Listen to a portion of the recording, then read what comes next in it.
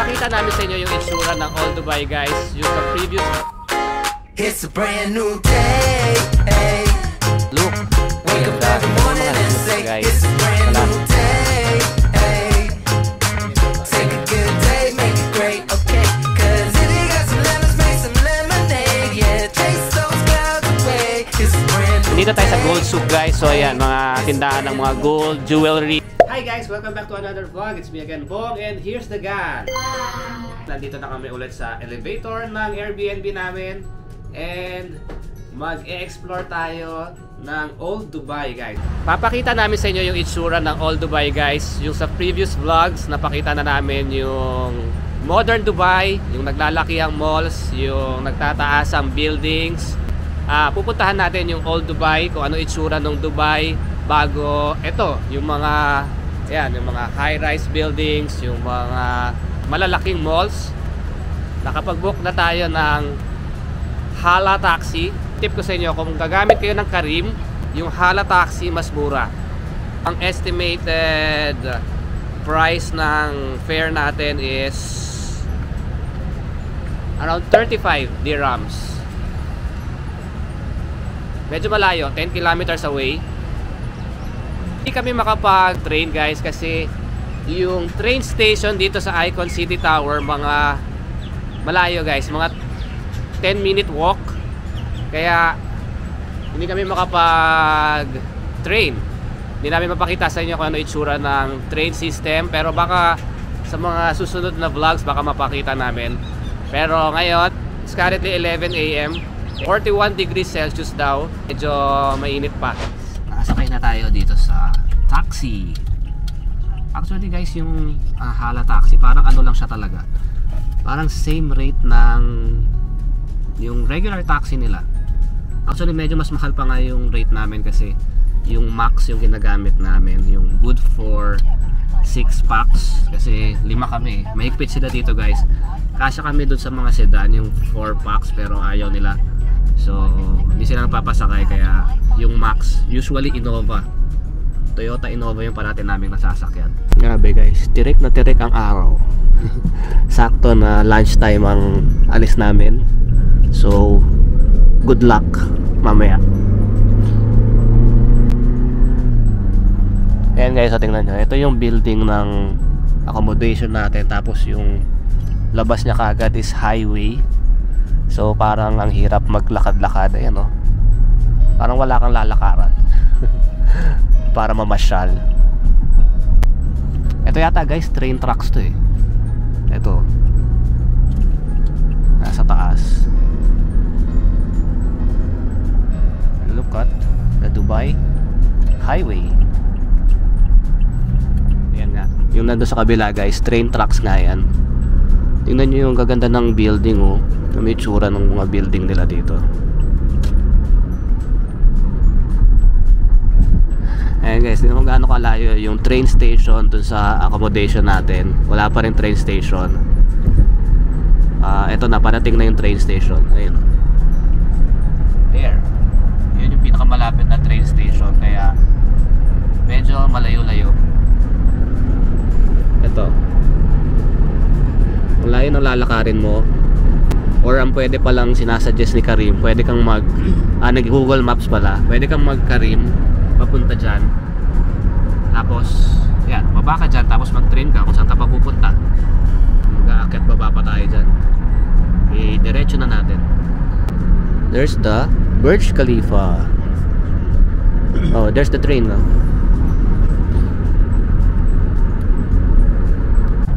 Tandaan nyo yung itsura namin ngayon guys. Kasi mamaya siguro mga 10 minutes pa lang paglabas namin, malamang kulas na kami lahat yan.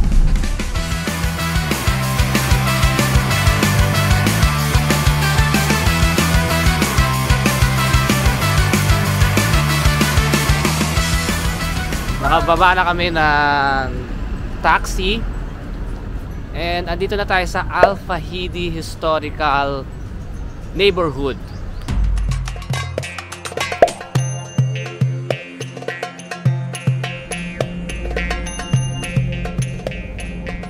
Dito kami sa gilid para medyo malamig-lamig, pero mukhang may construction. Oo nga pala. Sarado nga pala yung museum. Nandito tayo sa banda ng Coffee Museum. Actually, sarado yung Dubai Museum dito. Iniisip ko pa kung papasok kami ng Coffee Museum kasi may entrance na 10 AED. 150 each. Medyo mahal. Huwag na siguro. Hindi naman natin kailangan ng history ng coffee. Punta na lang tayo dun sa mga souk pa.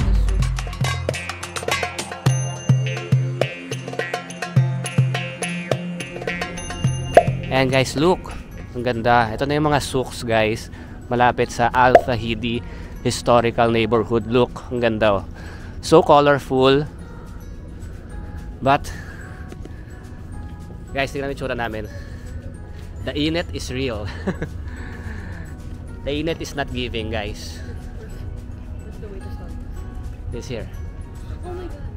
Oh my god. I know this cafe. This is ano. What? It's from Dubai Bling. Mamaya na tayo mag ikot-ikot guys. Tayo ay punta muna sa Starbucks because it's so hot. Hi guys, so andito tayo ngayon sa may Starbucks sa Al Seef, Old Dubai, parang Al Seef Street guys. Right beside siya nung Al Fahidi Historical Neighborhood. Nilakad lang namin kasi yung Al Fahidi guys, mostly yung mga pasyalan doon sarado, yung Dubai Museum, nire-renovate ngayon. So parang konti lang yung pwede puntahan.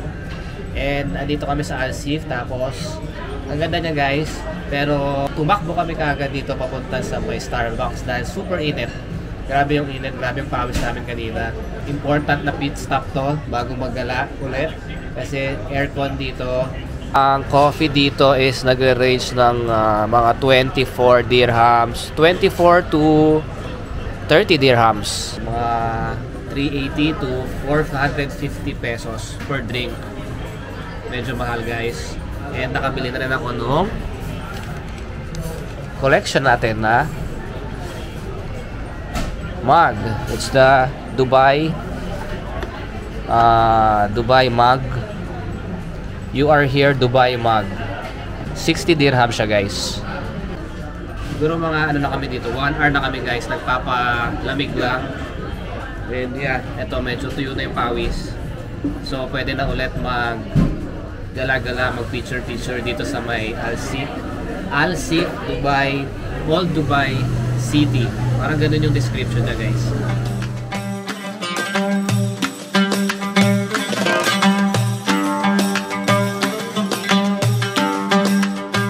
Dito sa Al Seef, you can see yung mga souks or parang mga stores. So dito guys, mga combination of spices, souvenirs.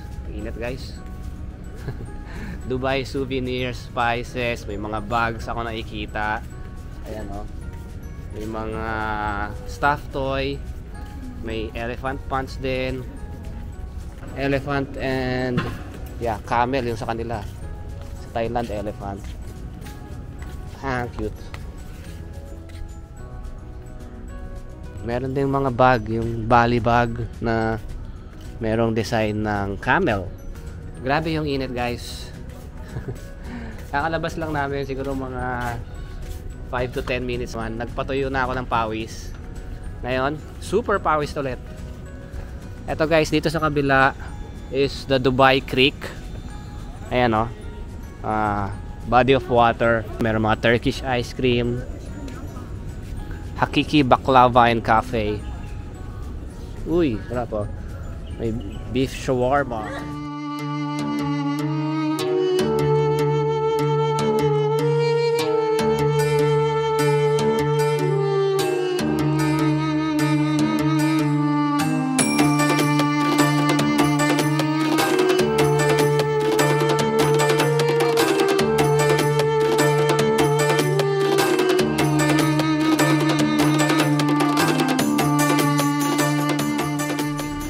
Nakitang convenience store dito, Circle K. Parang ano ko to, nakikita ko to sa Hong Kong guys, sikat na convenience store sa Hong Kong. So meron din dito sa Al Seef. Hindi talaga kinakaya guys, every 15 minutes kailangan pumasok sa AC kasi super init. Pero mga lamang pulmonyahin tayo dito.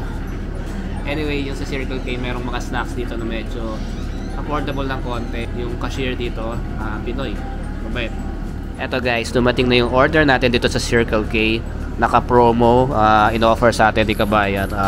15 dirhams. Ito, may orange juice na and malaking hotdog sandwich. Yan, umorder kami dalawa. And the kids, yan, umorder ng pizza and ano yan, Chloe? Cheese puff. Cheese puff. So, all in all, around 60 dirhams, mga ganun. 60 dirhams yung ano, yung food. Orange juice. Sarap. Hotdog.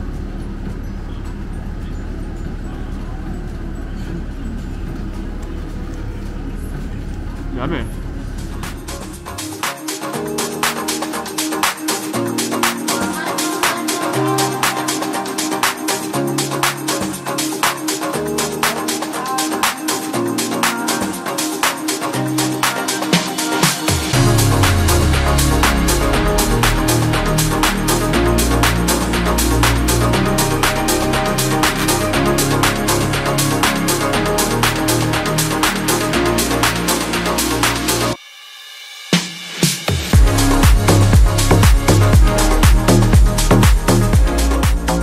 Miniso.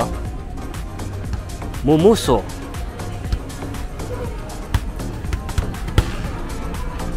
Aircon.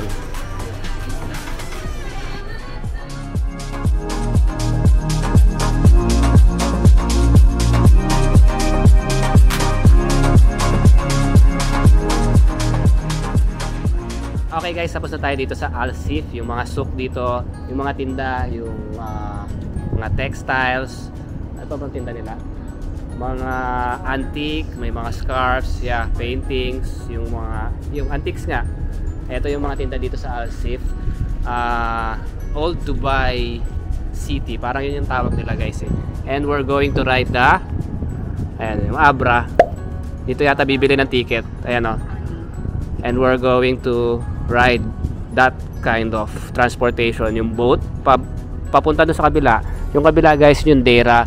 Andun yung mga gold souk and spices. Let's go. Dito tayo sa Al Fahidi station papunta dun sa Deira Old Souk. 2 dirhams. Actually, lahat naman. Yung papunta sa kabila, 2 dirhams lahat. Ito, meron schedule naman. Ayan, hindi sa atin yan. Ito, Deira Old Souk. Ito yung Marine Transport Station eh. So, ang next is 3:15. Ayan guys, it's our turn to ride the Abra. Ayan, Dubai Abra. 2 dirhams yung pamasahe. Thank you.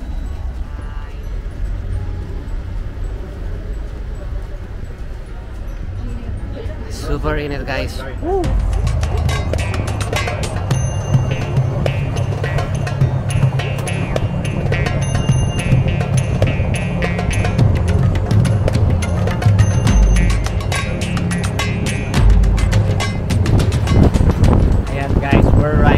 Abra papunta sa Deira. Doon sa kabila tayo galing. Ayun yung Al Fahidi, andun yung Al-Sif. And mukhang dito lang banda yung Deira. Tatawid lang ng Dubai Creek. Ito yung Dubai Creek guys. And yeah, first impression sa Dubai Creek, hindi siya malinis na creek. Dami ko nakita ang basura kanina. Ito na pala. Feeling ko ito na yun. Yeah.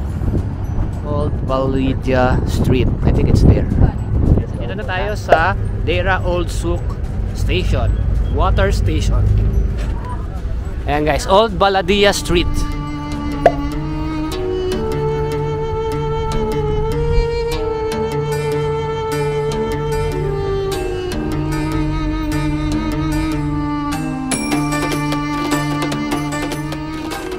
Philippines. Philippines? Yeah. Maganda pare, basta ka mare. Babayan, chili. Nakikita. Ayan guys, medyo aggressive sila dito sa Deira. Nang hawak Pati si Ethan hinahawakan. Yeah. They're selling it very aggressively. Yung mga tinda dito guys, textiles, yung mga abaya, yung mga scarf. Meron mga iba't ibang souk dito. Dito merong, ito yung mattress souk guys. Papunta tayo sa gold souk.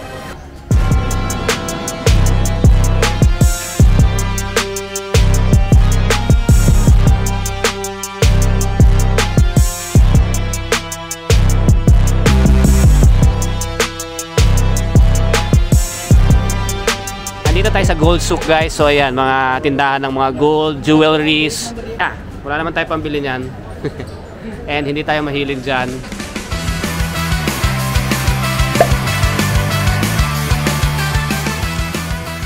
Hi guys, and we're back here dito sa Airbnb natin. Kanina nung galing tayo sa souk, hindi na ako nakapag-end ng vlog doon. So dito ko na lang i-end. Yeah, hindi na ako nakapag-end ng vlog kanina kasi super hilo na guys. Wala na sa Wisro. Medyo masama na yung pakiramdam.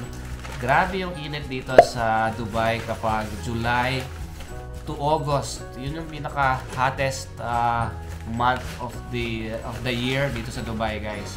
Ibang klase talaga. Actually, tinesting lang namin eh.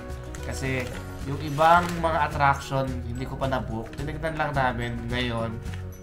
Kung lalabas kami, kung magbubook kami ng attraction for an outdoor activity, kung kakayanin ba namin yung init. So far, mukhang hindi kaya guys. Kasi mga 5 to 10 minutes pa lang nang wala sa aircon, grabe na talaga. Hahanapin talaga ng katawan mo na pumasok sa isang aircon na area. Kasi hindi talaga kaya, parang may himatay ka. Talagang tagatak agad yung pawis mo. So, ayun yung nangyari sa amin today. Umalis kami ng mga 11 AM dito guys. Tapos bumalik kami ng mga 3 AM. Actually, ang daming nangyayari sa background. Pasensya na sa ingay. Kasi ngayon pala kami kakain. Nagpa-deliver lang kami sa Careem. Yung app nila, yung parang Grab app nila ng, eto, chicken tenders. Parang mga ano to. May burger na 3 piraso, may coke, may coleslaw, may fries, and nagluto na lang kami ng rice. 60 dirhams to lahat yung dinner namin. Tapos naglalaba rin si babe dito ng mga damit na nagamit na. Grabe yung pawis namin kanina guys, ibang klase. Inom kami ng tubig para hindi mahilo. And super enjoy nung day pa rin. Aside from super init nga, grabe yung makikita mo doon sa Old Dubai. Actually, yung nakita namin sa Al Fahidi Historical Neighborhood, konting-konti lang kasi sabi ni ate na Pinay na pinagtanungan namin, halos wala daw na halos makikita ngayon kasi nga under renovation. Doon mo makikita yung mga maliliit na iskinita. Maganda sana mag-picture doon guys eh. And then, nagpunta kami doon sa Al-Sif. Marapit lang siya doon sa Al Fahidi guys. Yung Al-Sif naman, para siyang mga stores or stalls na parang minimimik niya yung Old Dubai. So parang ano siya eh, maayos na stall. Pakita ko naman sa inyo kanina kung ano itsura. So mga stores siya ng mga textiles, may mga spices, may mga convenience store, may Starbucks. Ang ganda ng Starbucks doon. Actually, ang pinupuntahan doon is yung Starbucks doon sa Al-Sif. Pakita ko, ang daming nagpapapicture and ang daming turista. And then, subakay tayo ng Abra, yung wooden boat nila ng 2 dirhams lang patawid ng Deira. Yung tawid nung Al Fahidi, kabilang side. Dubai Creek yung tatawiran mo. Mabilis lang, siguro 1 to 2 minute boat ride lang. Andun naman yung Gold Souk guys. So, yung souk na yon, parang siya talaga, yun yung authentic or real market siya. Textiles, spices, and yung gold nandun, nakita namin. And ang daming nagtitindang mga Pilipina doon. After that, nag-taxi na lang kami pa uwi kasi nga, yun nga, medyo masama na yung pakiramdam namin lahat. Nakabalik kami dito mga 3 PM siguro. Consider nyo yun guys, yung month kung kailan kayo pupunta dito. Dahil yun nga, itong July and August, Ito yung pinaka mainit guys, parang 43 yata kanina eh. 43 degrees, feels like 50 na yata yun. But nag-enjoy pa rin kami guys. Kasi nga, bago sa paningin namin yon. So, end na natin to vlog kasi kumakain na sila lahat dito. Hindi ako makapag-concentrate. Ang bango. Tingnan mo. Yummy. Chicken tenders and burger. End na natin to vlog guys para makakain na rin ako. Maraming salamat sa pagsama sa amin sa Old Dubai Adventure natin for today. Sana nagustuhan nyo yung vlog na ginawa natin. Please don't forget to like, share, and subscribe on our channel. And see you on our next Dubai Adventure. Bye guys! Ay!